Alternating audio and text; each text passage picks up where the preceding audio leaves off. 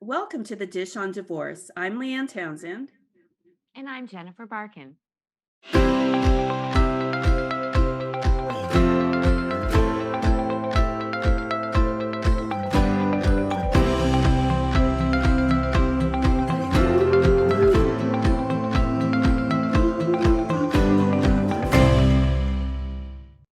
And in today's episode, we're doing something a little bit different because I'm not beside Jennifer like I normally would be. I am not in the studio today.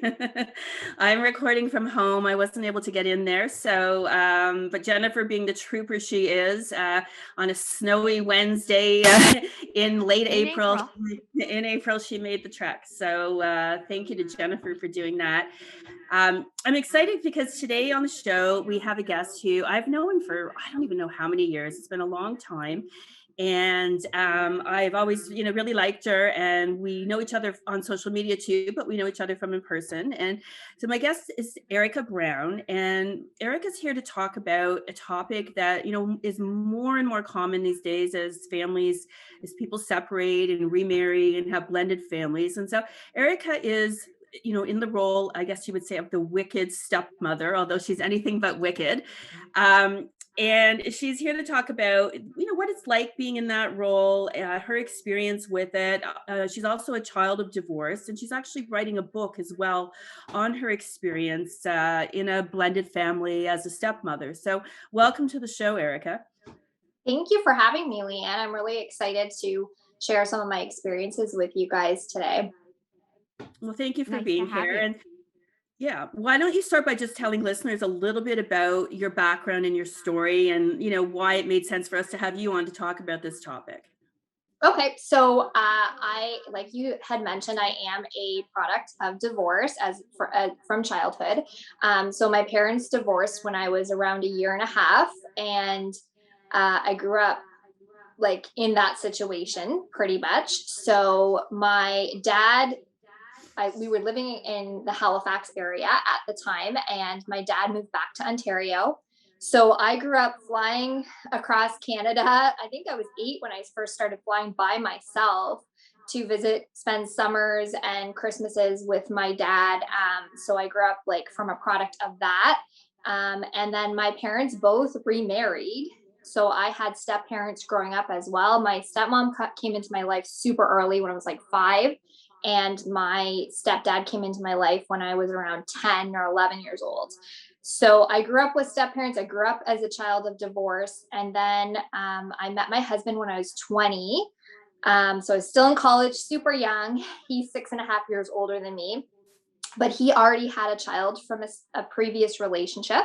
So at 20 years old, I took on the role of being a stepmother as well. So it was in some ways an easy transition, and in other ways a growing experience.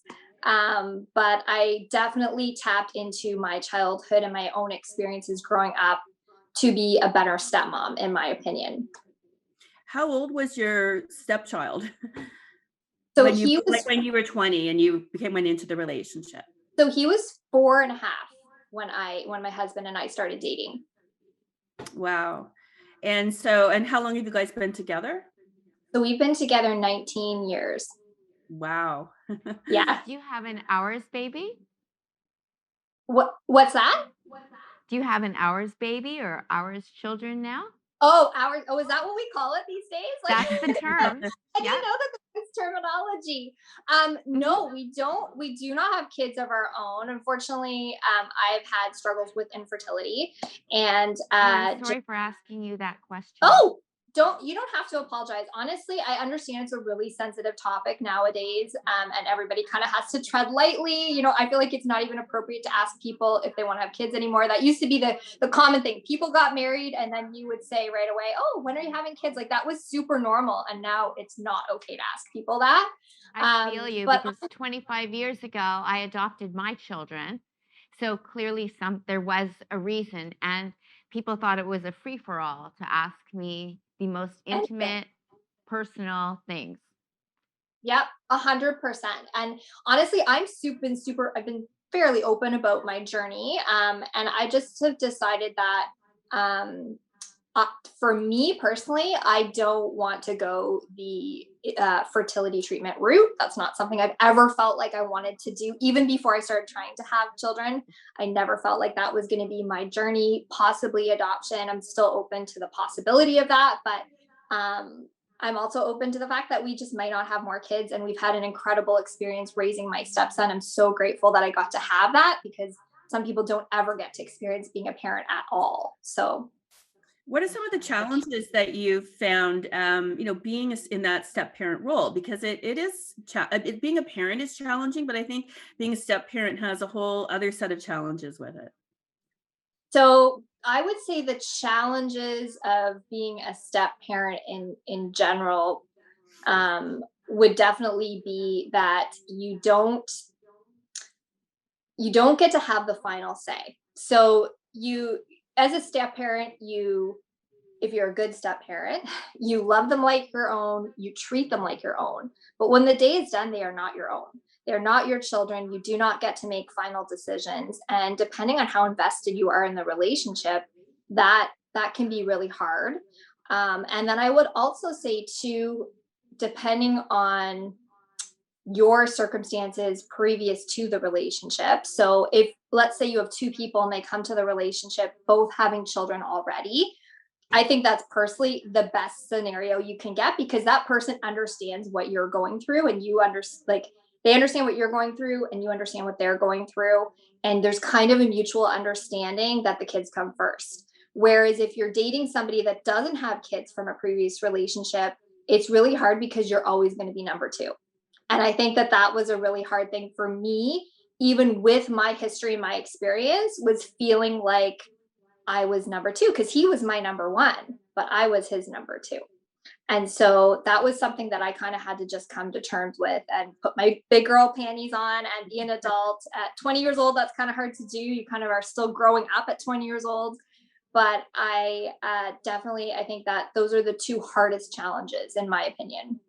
I think that's such a good point. It's funny because I come from the other end of it, where I was, my dad had, he had a living girlfriend. And so I was the stepchild, so to speak. And I found that she was often jealous of my brother and I, because we did come first. And she, I guess, didn't put her big girl panties on maybe the way you did. And she had issues with that. So I commend you for that, because that must have been hard. Thank you. Yeah. It was. Yeah. A lot No, of times in blending families, discipline is an issue.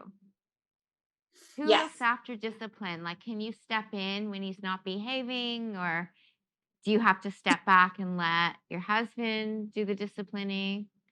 So this is something that I'm very passionate about, and there's going to be a whole chapter in my book about this, actually, because growing up, so my experience growing up was I had two very different experiences. So I lived with my mom and stepdad on the east coast of Canada until I was 15. And so in that particular situation, my mom took a front stage role as the biological parent, and my stepdad took more of a backstage role in terms of the disciplining. So my mom did pretty much all the disciplining. And when I moved with my stepmom and my dad at 15 up here in Hamilton, the roles reversed. And that was more because my stepmom at the time was a stay-at-home mom with my brother. They had just had, like, he was still very young, and my dad worked a lot, like he worked very long hours. So she was the primary parent and the primary caregiver for my brother and for me too. So anybody that's teenagers know, like, you still need to parent them, right? So she definitely was the primary discipliner, and I'm definitely in favor of a happy median with that. And I think it was too much of one extreme with when it came to my experience with my stepmom, because I feel like what happens when you allow the step parent to be too much of the disciplinary is that it hurts the relationship between the stepchild and the step parent. And when the day is done, the biological parents have the final say anyway. So really, my dad said something really profound to me when I moved out. And he said, like, when I was an adult moving out on my own, and he said, there can only be one queen bee. And I thought that that was really significant, especially with women, because I think there's a different dynamic depending on if you have a female male, a male male, female female. Like the dynamic definitely affects that. I'm super grateful that I did have a stepson because I think it would have been more challenging to have a stepdaughter for sure. But definitely, I think I, as a role as a step parent, was a happy median. So when it came to like major decisions, obviously that was something that my husband and my stepson's mom would make together. But then I would also have a say, and I would voice my opinions, and would be the co-parent when he was at our house. But I understood that like that was my role, and then that was where it ended, kind of thing. It's Do funny you because think that's it's an one of the easier common. role? Sorry, go ahead, Jennifer. Sorry. Do you think it's an easier role stepping in as a step parent when children are young versus stepping into the step parent role when they're teenagers or adult older kids? I love that you're asking me that because I think that's an excellent question. And I have a lot of experience with it because, so my stepdad has two children from his previous marriage. So I have a stepbrother and a stepsister. So when our parents started dating, I was, I think 10 or 11. My stepsister's 3 years younger than me, and my stepbrother's 5 years younger than me. So they were like 5 and 7 or 8. So they had a much more time with the transition than I did. And I think that's because they remembered what it was like for their parents to be together, and I didn't. I have no recollection of my parents being together. I do think age does have something to do with it because I think the older the kids are, the more challenging it is.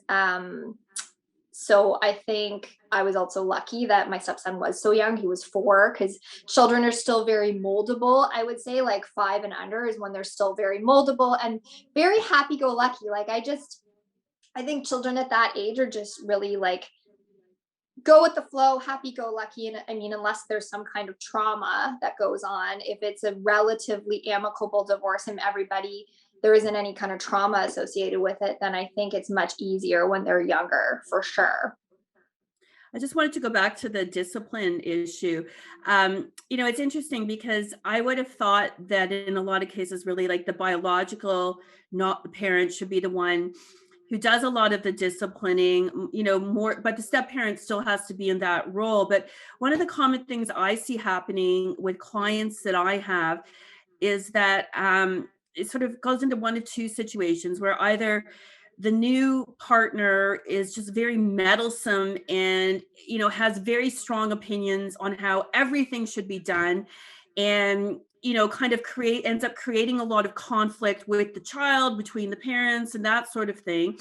Or the other thing that I see happening, and the new, like, say it was the stepmother who was doing that, and then so the father just falls in line with her because it's his new partner, but she's actually being unreasonable and creating problems. But then I see the other situation too, where the parent doesn't back the step parent, with the kids, and kind of undermines them a little bit. And, then that creates problems too, because if the message children are getting from their own parent is that, well, yeah, you don't have to do what step parent says, that's obviously not respectful, not helpful either. Yeah, I agree with you. I do think that part of that is, like I said, the queen bee attitude. And I think you're probably, I don't know, maybe I'm wrong, but like it's probably mostly women that are the ones that want to really come in and like have their say and do whatever. But I think that really, I agree. Like you gotta co-parent. You gotta back each other up, and I think that that's challenging. And I also think too, like it's challenging when you're dealing with 3 or 4 people co-parenting together. Like that's really, really challenging.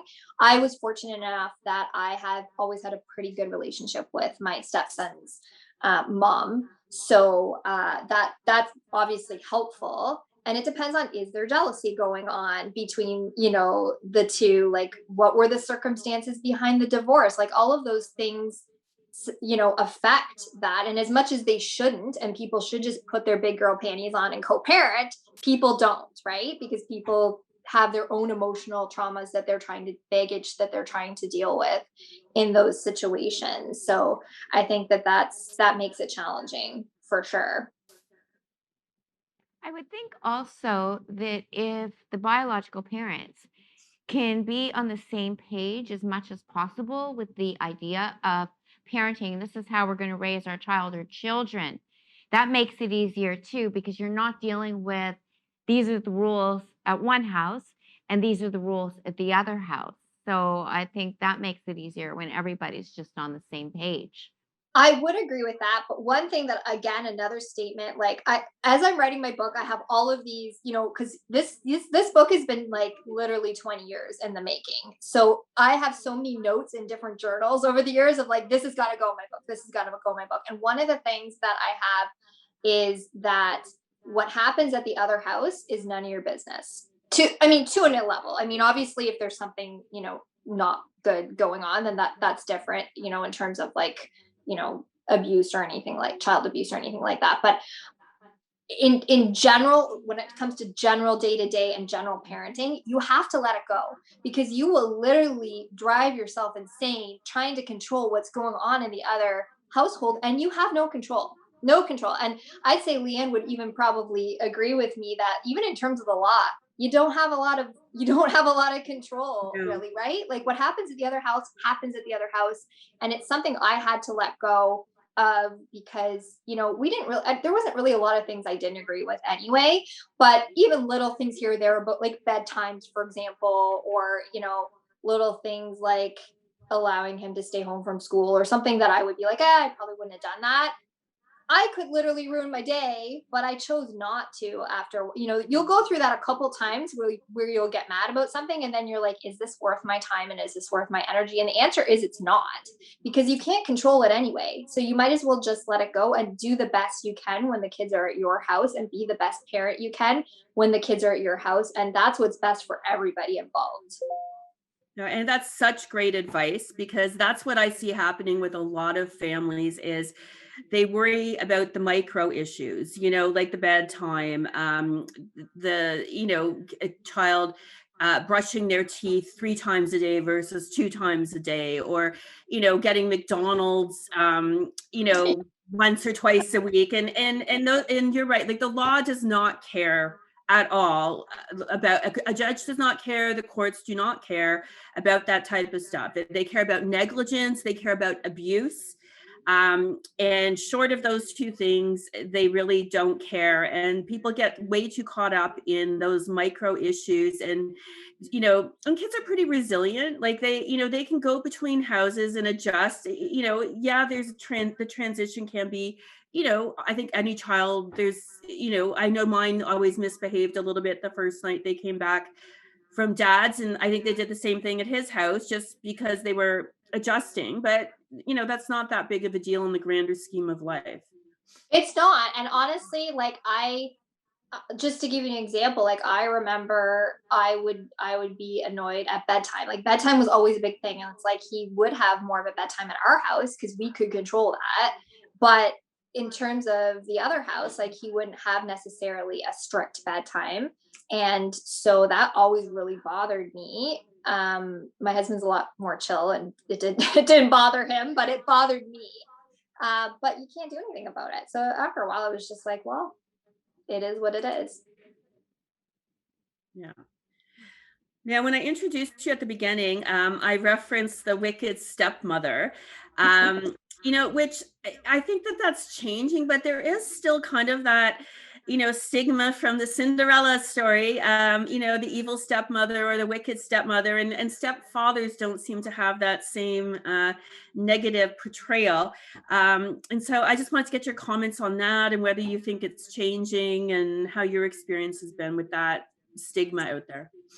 Again, going back to that queen bee scenario, and I really think that has a lot to do with it, because I think that negative stigma came from negative relationships that have occurred between stepdaughters and stepmothers. I don't think there's as many negative relationships between stepsons and stepmothers. But again, like just based on my own experiences, and part of that too is because I lived with my stepmother when I was a teenager, which teenagers are terrible. They're terrible human beings sometimes, you know? And so I think it, you know, I think a lot of times I look at scenarios that happen and it's like it, you know, when I lived with my own biological mom, I fought with her. So I mean, it wouldn't be any different, you know, it's just stepmoms get the bad rap for it. So I think definitely I would say my relationship is better with my stepmom as an adult for sure. I don't have any differentiating between my parents and my step parents because my step parents helped raise me. So they, to me, in my heart and my soul, are just equally my parents as much as my biological parents are. I have four parents. That's just the way that I look at it. I've never asked my stepson. I hope my stepson thinks that way of me. I think he probably does. That, you know, I do think it's changing. I do think that those dynamics are changing just because people are getting better. We're getting better as a society, and I think people are learning. If you look at divorce when I was a kid, if you look at divorce even 20 years ago when I was first becoming a step parent, everything's different. Everything's changing. People are learning, I think, to co-parent better, and people are learning to better deal with these situations. So I think stepmoms are getting a better rap now than they ever have before instead of a bad rap like back in the day. I don't know. I think too, like every situation is different and every relationship is different. So I think, you know, that has a lot to do with it too, is that, you know, if the divorce was bad, it's probably going to roll over into, you know, the co-parenting. You know, you left that person for a reason. You left that person because you didn't want to be with them anymore.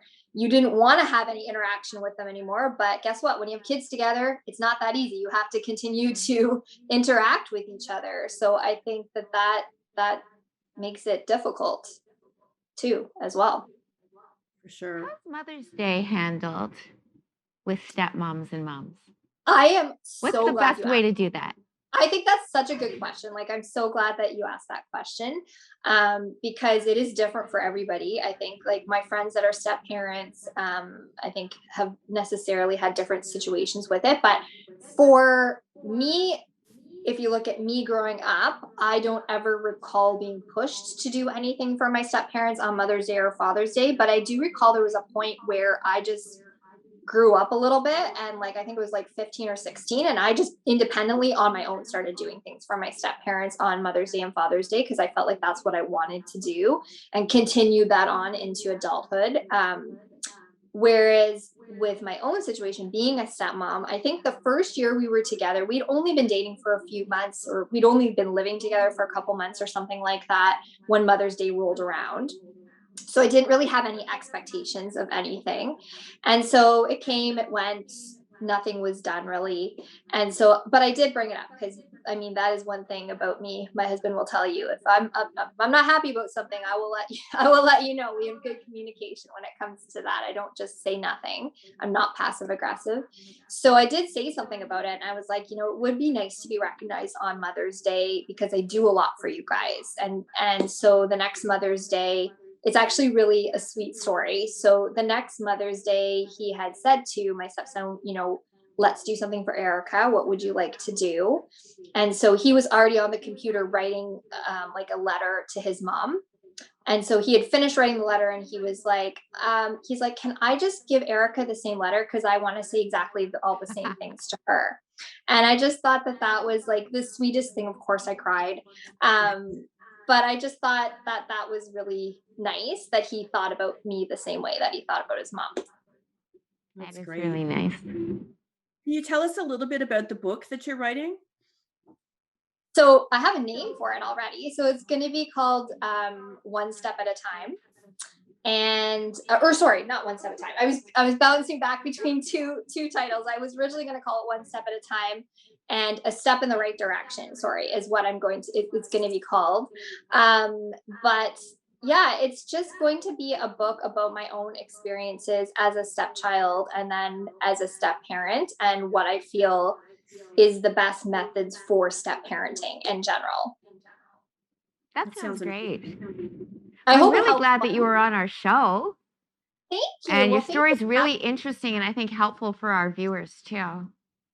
Well, I hope it does help some people for sure. And, it's divorce in general is never, an easy thing. But one thing I will say is that the kids are going to be okay. I think people worry too much about, whatever, the kids, this and that, like you said, the bedtimes and all of the things. And it's like, I turned out okay despite, growing up in that dynamic. My stepson he's all grown up. He's 23 now and he turned out wonderful. So, the kids are going to be fine. Stop stressing about, are the kids going to be okay? The kids are going to be completely fine. So don't worry about it so much.